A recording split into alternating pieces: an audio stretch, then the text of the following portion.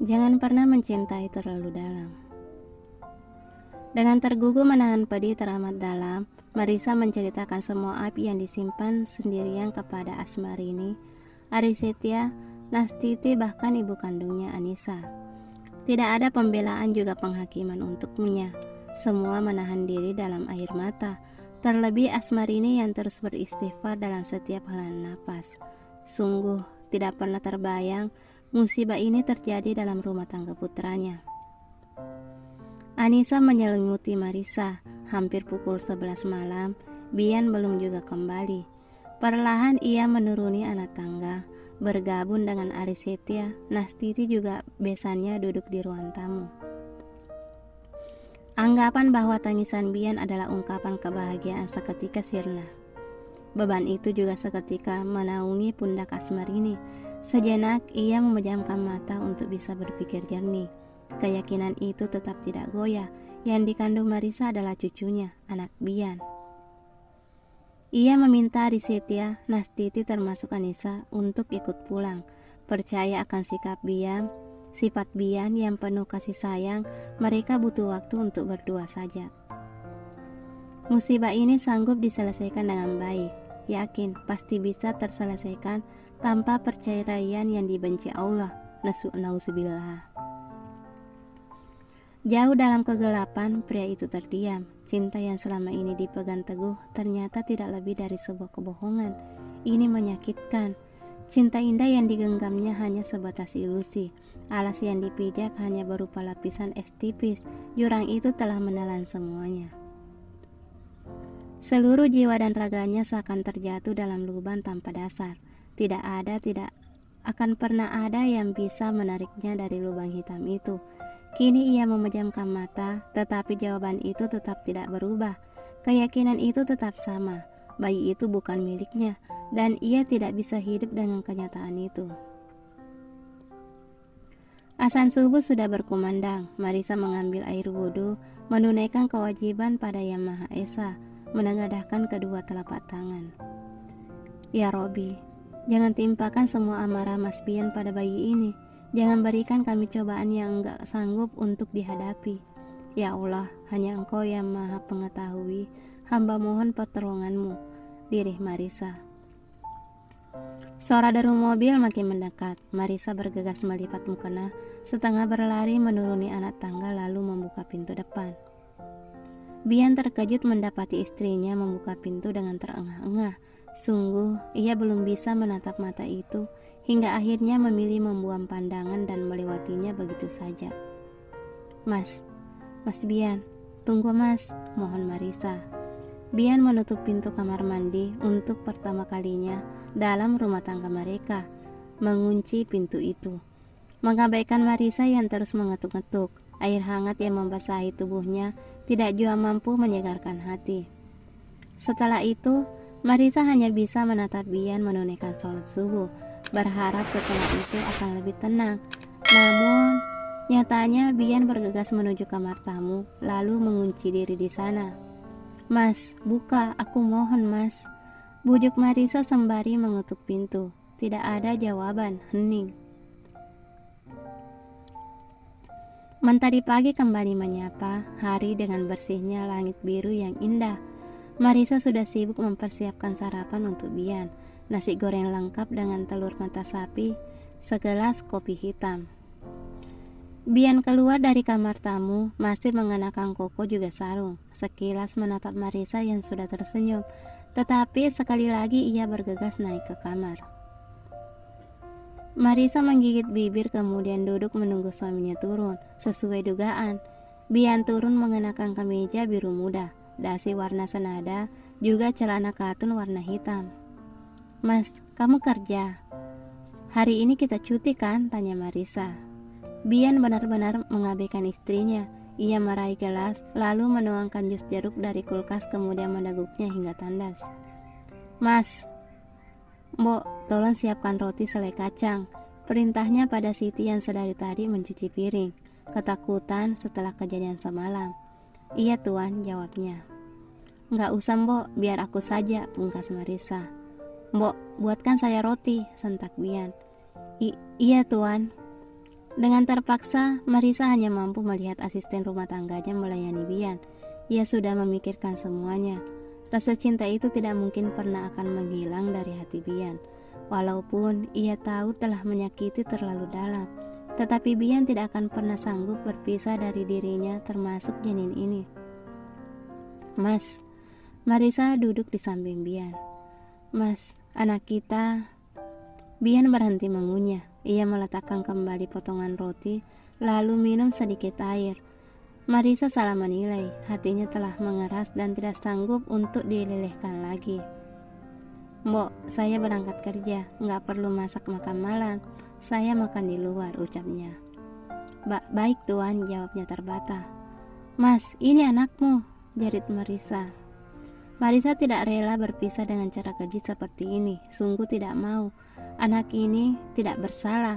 Bian tidak boleh menghukumnya sebelum Marisa bisa membuktikan anak ini benar anak kandung Bian. Haruskah kita berakhir sampai sini saja? Enggak mas, batin Marisa. Bian menatap Marisa kemudian mendekatinya. Dia bukan anakku, enggak akan pernah menjadi anakku. Dia bukan darah dagingku, dia anakmu, bukan anakku. Bukan kita, tetapi kamu dan Samuel, tegas Bian. Mas, aku tahu aku salah. Aku gak akan pernah bisa dimaafkan. Semua ini memang salah aku. Tetapi anak ini gak berdosa mas, bela Marisa. Aku sudah katakan padamu, bila ingin tetap bersamaku, gugurkan kandunganmu atau berikan pada orang lain. Aku gak peduli, tegas Bian. Aku gak minta banyak sama kamu. Lepaskan anak itu atau aku, tambahnya. Mas, air mata Marisa tidak tertahankan lagi. Dia anakmu, aku memang sekali melakukannya dengan Samuel di bawah kesadaranku.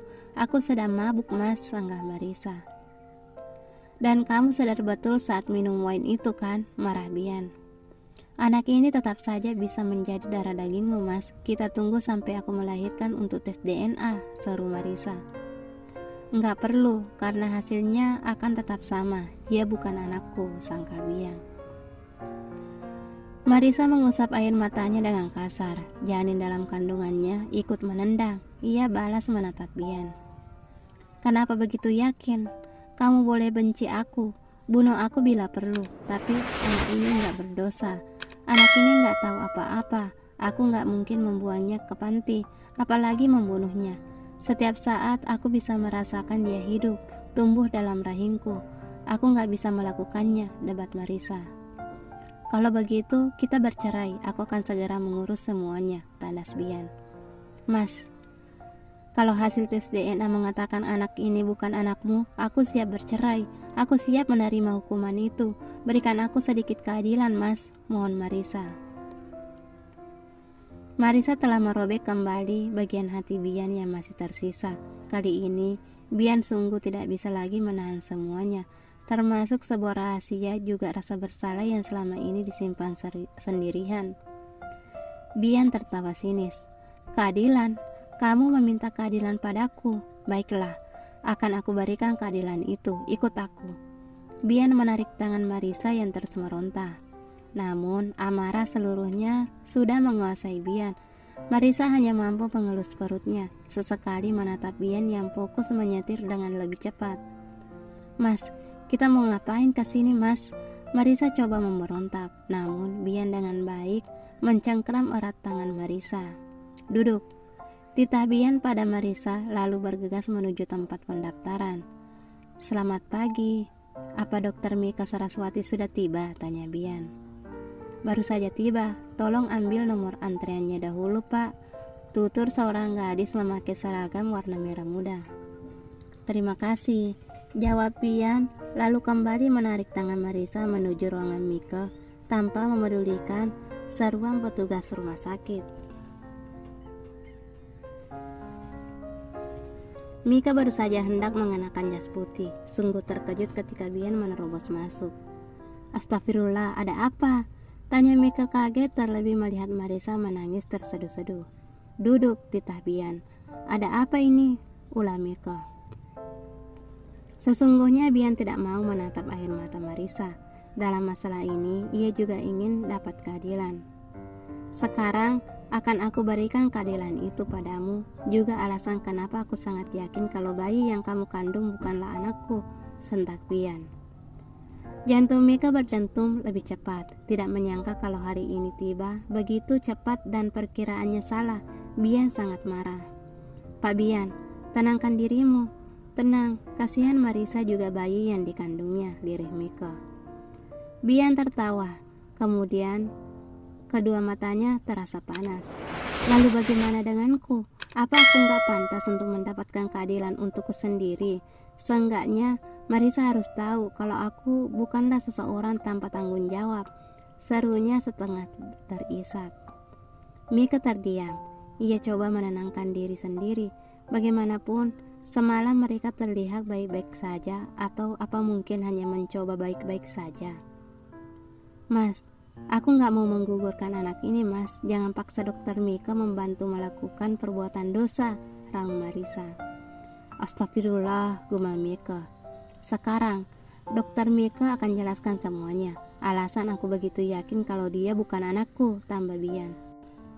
Sabar, saya sudah katakan kita pastikan setelah Marisa melahirkan. Sabar dahulu, jangan gegabah seperti ini, debat Mika. Beritahu padanya, ayo katakan padanya, desak Bian. Pak Bian, kondisi Marisa sudah nggak memungkinkan, ucap Mika menatap Marisa yang pucat pasi. Baik, biar aku yang mengatakannya. Marisa, aku inverti, ungkapnya. Napas Marisa tercekat, seakan ada seutas tali yang membelit kerongkongannya. Ya, aku mandul, aku nggak mungkin memiliki anak. Kamu dengar itu? Aku mandul, jerit Bian berulang-ulang. Marisa mengatupkan mulut, menahan jerit tangis dengan bibir yang gemetar. Kamu dengar itu? Aku sudah mengatakannya, anak itu nggak mungkin milikku, lirih Bian. Pak, saya sudah katakan, ada beberapa kasus yang menyatakan kalau tetap bisa punya keturunan setelah divonis infertil. Nggak ada yang mustahil bagi Allah, sergam Mika. Kita hanya harus memastikan lagi lewat tes DNA setelah Marisa melahirkan, tambahnya. Untuk apa? Menyakiti aku lebih dalam lagi? Aku nggak sanggup, lirih Bian lalu pergi. Mas Bian, panggil Marisa. Biarkan dia sendiri dahulu. Tenangkan dirimu dulu, Marisa, bujuk Mika sembari memeluknya erat-erat. Marisa berjalan gontai dengan perasaan hampa, bodoh, kesal, marah, sedih, juga lainnya. Penjelasan Mika masih mengawang-awang di pikirannya. Bian divonis mengidap varikokel. Penyakit ini mirip seperti varises pada kaki, hanya saja pembengkakan terjadi pada pembuluh darah skrotum atau kantun sakar. Awalnya Bian mengabaikan rasa tidak nyaman yang kemudian menghilang pada saat ia baru saja menikah denganmu. Tapi kelamaan muncul benjolan yang jelas terasa bila diraba. Marisa menyandarkan dirinya di dinding ketika ucapan Mika terikat kembali. Berbagai cara pengobatan sudah Bian coba, melalui jalur operasi, termasuk terapi, juga melakukan berbagai tes kesuburan, tetapi hasilnya tetap sama, yaitu infertil. Bian gak mau mematikan harapan Marisa, juga semangatku. Aku sudah katakan padanya, kehamilan tetap bisa terjadi meskipun pasien dinyatakan infertil. Bian gak mau kamu ikut merasakan penderitaannya, berjuang selama bertahun-tahun mengikuti terapi kesuburan, baik secara medis ataupun tradisional. Walaupun tidak sanggup menahan tangis, Marisa tetap memaksa dirinya untuk terus berjalan tanpa memedulikan semua yang menatapnya. Sekarang ia memahami semua sikap aneh Bian selama masa kehamilannya. Terkadang Bian terlihat sangat bahagia dan tak jarang tampak sedih, marah tanpa sebab, juga yang lainnya. Keadilan, rasa kasihan, ia merasa malu sudah meminta itu pada Bian. Mika juga mengatakan kalau pernah menyarankan Bian untuk melakukan tes DNA secara diam-diam. Tetapi Bian selalu menolak demi alasan keselamatan Marisa, juga janin yang dikandungnya. Cinta Bian pada bayi itu tidak diragukan lagi. Namun, itu tidak bisa menjadi alasan ia mengikuti kemauan Bian. Bagaimanapun, Marisa tidak bisa membiarkan anaknya merasakan dinginnya tidur tanpa pelukan orang tua. Tidak bisa. Marisa tetap yakin anak ini adalah milik Bian. Firasatnya mengatakan hal itu berulang-ulang. Ia akan memberikan waktu untuk Bian menenangkan hati. Bersambung.